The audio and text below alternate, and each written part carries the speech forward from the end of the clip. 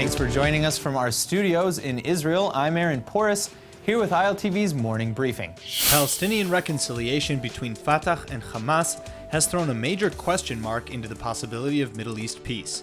President Trump has been promising a peace plan ever since the campaign trail, but hold your horses because now a White House official has said there are no imminent plans to put a deal on the table.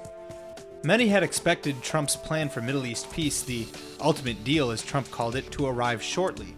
That's because Team Trump has invested time and effort into peace envoys with multiple Arab nations, and Trump himself has had one-on-ones with both Palestinian Authority President Mahmoud Abbas and Israeli Prime Minister Netanyahu. Sources within the White House say the administration is putting together a plan on the good faith that the Palestinians genuinely seek peace, but unlike past policy, this one won't impose any deadline. In another departure from past American strategies, the deal will also bring many other Arab nations to the table as opposed to keeping it strictly between the Israelis and the Palestinians. But this latest news that the White House has, quote, no imminent plans for Trump's peace deal may have something to do with the latest Palestinian unity efforts. Israel has refused to negotiate with the PA supported by Hamas terror, while Hamas has only strengthened its resolve to obliterate the Jewish state. These complications are certainly going to have a major impact on any peace deal that the White House can offer. The Israeli coalition is seeing some infighting these days as Finance Minister Moshe Kahlon and Coalition Chair David Bitan battle it out over a bill to give a serving prime minister immunity from criminal prosecution.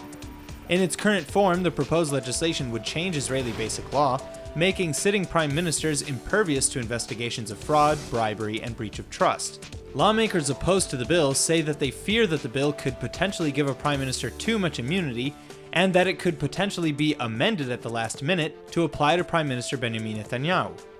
Sparks within the coalition were flying, though, over Bitan, who was threatening to shut down the government functions until the bill gets passed.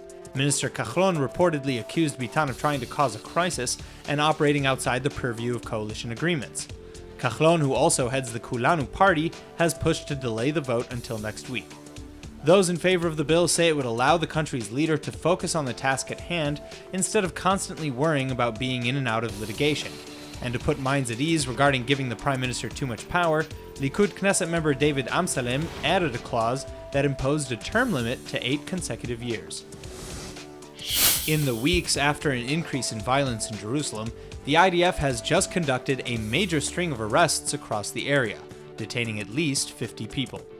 Hundreds of police officers and border guards were all participating in the raids in East Jerusalem's Isawiya neighborhood, and according to the police, they had just 2 goals in mind during the operation. Quote, to act decisively against all those involved in criminal offenses, public disorder, and terror, and to improve the quality of life for Isawiya's normative and law-abiding citizens by arresting the outlaws, end quote. The outlaws in question were arrested for causing public disturbances through incitement, rock throwing, taking part in riots or attacks, and more. Forces also searched homes and checked businesses for licenses. In other related news, military gloves have just been confiscated en route to Hamas being smuggled through the Kerem Shalom crossing. Thousands of pairs were hidden inside a shipment of clothing.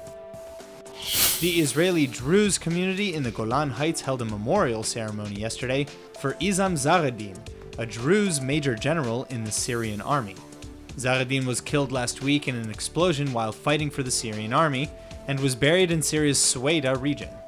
In honor of their fallen brother, the Druze of the Israeli town of Majd al-Shams on the border with Syria conducted a large-scale procession. According to one of the organizers, Zaradin is considered a martyr who sacrificed himself for the people of Syria. The Druze communities of northern Israel have a deep connection to Syria, as there are still many remaining Druze living. Israel's Yad Vashem Holocaust Memorial Center is about to honor 2 new righteous Gentiles, non-Jews who saved Jewish lives from the Nazis during World War II. One is a Chilean diplomat who helped over 1,200 Jews escape the Holocaust, and the other is the very first Arab man to ever be recognized as a righteous among the nations. Dr. Mohammed Helmi is an Egyptian doctor who later settled in Berlin, where he himself faced persecution and arrest by the Nazis for not being Aryan. But in spite of this, Helmi helped hide a Jewish family friend, along with her mother, her stepfather, and her grandmother in his cabin throughout the war. The operation involved years of dangerous secrecy. Once, Helmi even had to introduce his Jewish friend as his cousin until the family finally emigrated to the United States after the war. Helmy is the first Arab to ever be recognized as one of the righteous among the nations, and joining him with this honor is Samuel de Campo, a Chilean diplomat who used his position to grant over 1,200 Jews Chilean passports, helping them escape the ghettos and gas chambers. Del Campo is actually only the second Chilean recognized as one of the righteous. Both he and Helmy now join over 26,000 other names from 44 countries, all righteous Gentiles who courageously saved Jews from the Nazis. That's all for now. I'm Aaron Porras, and see you later with our main daily broadcast from Israel at 2 p.m. Eastern Time.